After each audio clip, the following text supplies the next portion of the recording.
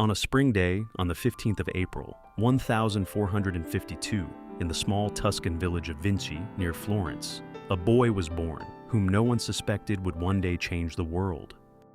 His paintings will become priceless treasures, and his ideas will be centuries ahead of their time. But behind the image of the great artist lies a man obsessed with the secrets of nature, the human body, and the machines of the future. Who is Leonardo da Vinci? How did an illegitimate child become a symbol of human genius? And how many of his most incredible ideas still remain a mystery? Let's follow the life of the man who refused to accept the world as everyone else saw it. On a spring day on April 15, 1452, in the humble Tuscan village of Vinci, near Florence, a child was born who would change our idea of human genius. This was Leonardo, the illegitimate son of the respected and wealthy notary Ser Piero da Vinci and a poor peasant woman named Caterina. At that time, illegitimate birth carried a heavy social stigma, like a stigma that followed a person throughout their life. The father could not pass on his profession to his son, as the laws of the Florentine Republic forbade this to illegitimate children, but it was this extra systematicity that turned out to be a blessing for little Leonardo. He grew up free from the shackles of tradition, without being bound by strict rules or institutions. He was a child of no one and everyone, of nature, of curiosity, and of the endless questions that he would ask throughout his life. From a very young age, Leonardo displayed unusual talents. As a child, he drew fantastic creatures, half human, half animal, and dragons with flames coming from their mouths, which looked so lifelike that they frightened even adults. A legend tells how young Leonardo once brought his father a drawing of a terrifying dragon. Impressed, Ser Piero showed it to his friends, but they were frightened, as if the beast could jump out of the paper itself. These early drawings were not simply childish amusements. They revealed a mind that saw the world not as static, but as full of movement and mystery. Leonardo loved to observe nature, the waves of the Arno River, the flights of birds, and the shapes of leaves. He invented machines that no one understood, wheels that turned on their own, devices for lifting heavy objects, and dozens of other incredible ideas. His father, who was a practical man, saw in him enormous potential, but also an oddity that worried him.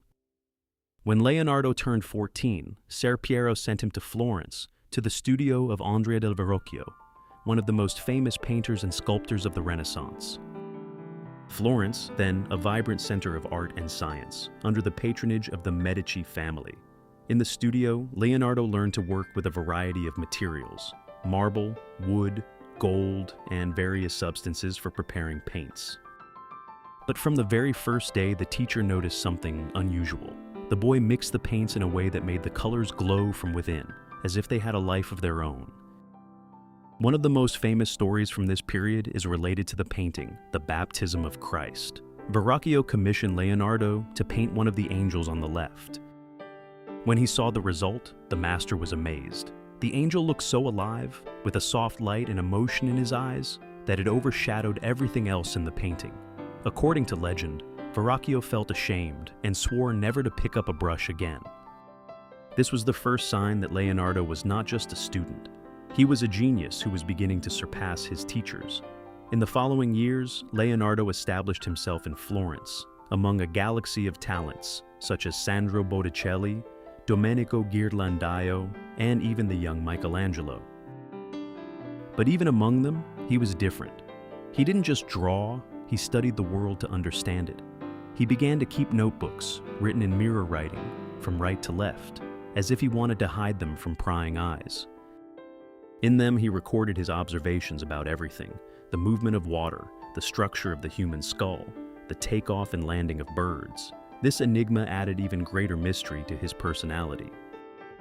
Why did he write backwards? Was it a protection from prying eyes, or simply his own way of thinking differently? One of Leonardo da Vinci's most unusual passions was anatomy.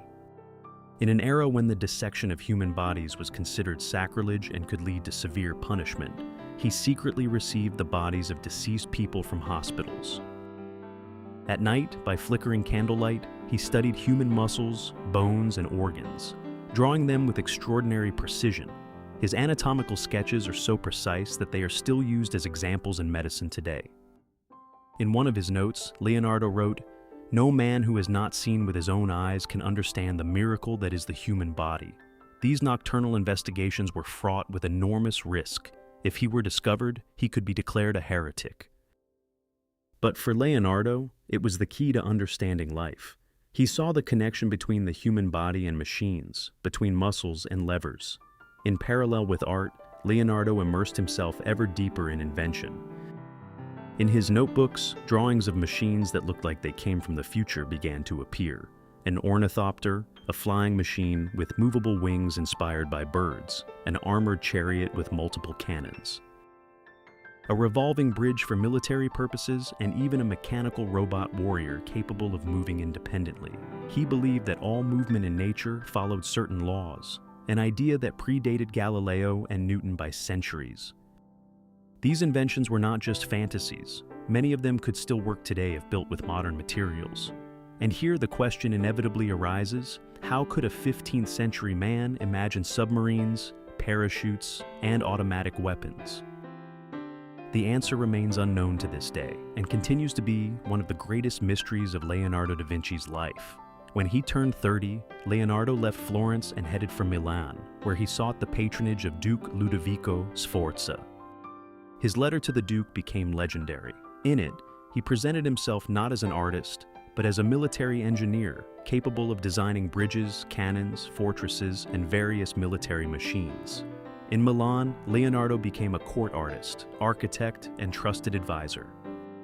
This period was brilliant, but also sinister. The Milanese court was seething with intrigue, poison, and espionage. Leonardo found himself drawn into this dark environment, designing weapons and fortifications. But it was in the midst of this chaos that he created one of his most enigmatic masterpieces, The Last Supper.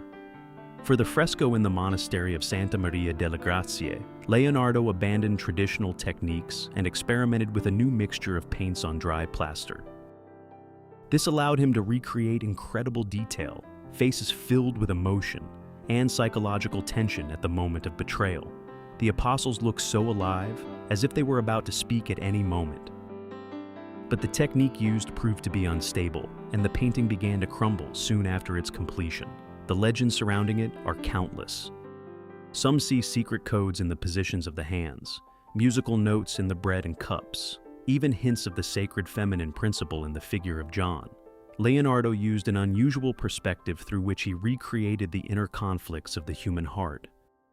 This was not just a religious scene. This was a portrait of betrayal and the human soul in a moment of trial. After the French invasion of Milan and the fall of Duke Ludovico Sforza, Leonardo began a period of continuous wandering. He traveled to Venice, where he designed a defense system against Ottoman attacks, then to Bologna and Rome, where he communicated with scientists and thinkers. In the early 16th century, he began working for Cesare Borgia as a military engineer, mapping vast territories with an accuracy that was ahead of its time. These years were filled with uncertainty. Leonardo moved from court to court, always seeking a new patron, but always remaining a solitary genius. He soon returned to Florence, and it was there that he began work on the portrait that would become the world's most enigmatic painting, the Mona Lisa. The patron was the merchant Francesco del Giocondo, and the model was his wife Lisa. But Leonardo never gave the painting to his patron. He carried it with him for the rest of his life, perfecting it for years. And here again, the question arises, why? This remains one of the biggest mysteries surrounding his life. It is known that a woman's smile changes depending on the angle from which we observe her, sometimes playful, sometimes sad. Her eyes follow the viewer as if she were alive, and behind her spreads an otherworldly landscape, geologically impossible but astonishingly realistic. Today, scholars confirm that Leonardo used optical illusions and a deep knowledge of anatomy to influence the human brain 5 centuries before modern psychology. Mona Lisa doesn't just look, she watches from the border between reality and eternity, as if guarding a secret that Leonardo took with him. During these years, he continued his scientific observations that seemed ahead of their time. He described the erosion of rivers, the rotation of the earth, the movement of blood in the human body, and the principles of turbulence. One of his most impressive ideas was the dream of flight. Drawings of parachutes, flying machines, screw structures resembling helicopters, and ornithopters appeared in his notebooks. He constantly watched birds and believed that man would one day fly. Today it is believed that some of his designs could function with modern materials. It is as if Leonardo saw centuries ahead. And yet, this incredible man never published a book. He left behind more than 13,000 pages of notes, chaotic, fragmented, and almost undated. They are collected in various codices. The Codex Atlanticus contains his machines and mechanical designs. The Codex Arundel is dedicated to architecture.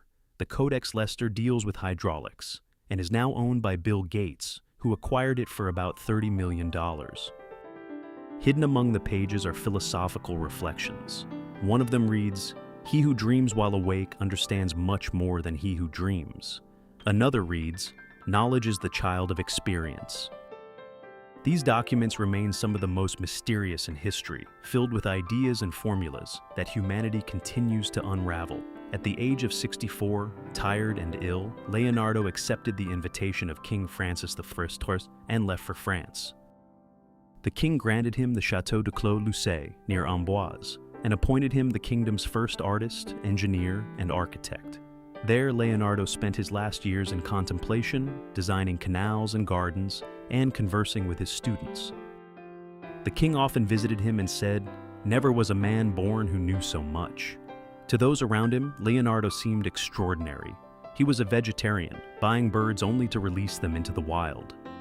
He wore clothes in pink and purple, played the lyre, and rarely attended church. He also left more than 20 unfinished masterpieces, as if his own perfection never allowed him to put a final point. On May 2, 1519, Leonardo da Vinci died in Clos-Lucé. Legend has it that he died in the arms of King Francis I, although historians believe that this scene was later romanticized. In his will, he left his notebooks to his beloved student, Francesco Melzi. His last words, which tradition preserves, are, "Life well lived is long enough." Today, more than 5 centuries later, Leonardo continues to amaze the world. His ideas inspire aviation, medicine, engineering, robotics, and dozens of other scientific fields. But the biggest mystery remains the same. How a person without a university education, armed only with curiosity, observation, and imagination, manages to outpace humanity by centuries. Imagine the elderly Leonardo at Clos-Lucé's window, holding a model of a flying machine. The wind rustles the pages of his notebooks. On one of the pages is written, "One day man will fly and look at the earth as he looks at the moon today." He smiles that mysterious smile that reminds him of the Mona Lisa. He knows that ideas are immortal. On the last night, he whispers quietly, "Everything is connected." Just as the wing of a bird is connected to the wind, so is thought connected to infinity. When the candle goes out, it is as if the wind itself takes it, not to the end, but to flight. Thus ends the life of a man who did not just change the world. He changed the way humanity began to dream. Thank you for staying with us until the very end. If you found this story interesting, support the channel with a comment, and like the video. Share it with your friends and subscribe so you don't miss the next stories about great personalities and the biggest mysteries in history. Thank you for your trust, and until the next video.